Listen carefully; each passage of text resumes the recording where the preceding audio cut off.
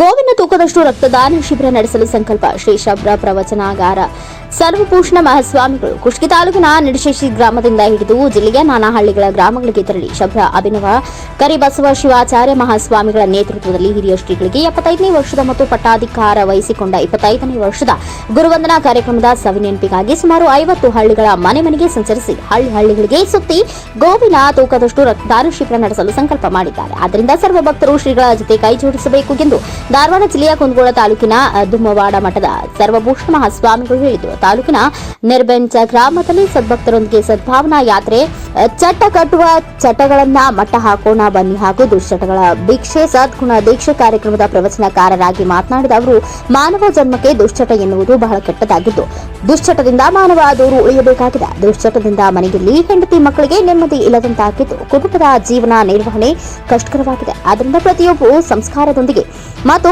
ಒಳ್ಳೆಯ ಶಿಕ್ಷಣದೊಂದಿಗೆ ಭಕ್ತರ ಸದ್ಭಕ್ತಿಯೊಂದಿಗೆ ಸದ್ಭಾವನಾ ಯಾತ್ರೆಗೆ ಕೈಜೋಡಿಸಿ. ಆದರೆ ಇವತ್ತಿನಿಂದ ಶ್ರೀಗಳ ಜೋಳಿಗೆಗೆ ಯಾರು ದುಶ್ಚಟವನ್ನ ಮಾಡುತ್ತಿದ್ದೀರಾ ಅವರೆಲ್ಲರೂ ಕೂಡಿ ಶ್ರೀಗಳಿಗೆ ಸಂಕಲ್ಪವನ್ನ ಮಾಡಿ ಒಳ್ಳೆಯ ಮನುಷ್ಯನಾಗಿ ಬಾಳಲು ಉತ್ತಮ ಸಂಸ್ಕಾರ ಬೆಳೆಸಿಕೊಂಡು ಸದ್ಗುಣವಂತನಾಗಲು ತಿಳಿಸಿಕೊಟ್ರು. ಈ ಸಂದರ್ಭದಲ್ಲಿ ವೇಮು ಶ್ರೀ ಸಿದ್ದಯ್ಯ ಹಿರೇಮಠ, ವೇಮು ಮಂಜಯ್ಯ ಗುರುವಿನ ಗ್ರಾಮದ ಹಿರಿಯರಾದ ಬಸವರಾಜ್ ಉಪ್ಪಲದಿನ್ನಿ, ಗ್ರಾಮ ಪಂಚಾಯತ್ ಉಪಾಧ್ಯಕ್ಷರಾದ ಜಯಮ್ಮ ಉಪ್ಪಲದಿನ್ನಿ, ಹನುಮಗೌಡ ಪಾಟೀಲ್, ಶೇಖಪ್ಪ ಮ್ಯಾಕಳಮನಿ, ಕಳಕಪ್ಪ ಹುಲಿ, ಸಂತೋಷ ಸಂಗನಾಳ್ ಸೇರಿದಂತೆ ಅನೇಕರು ಉಪಸ್ಥಿತರಿದ್ದರು.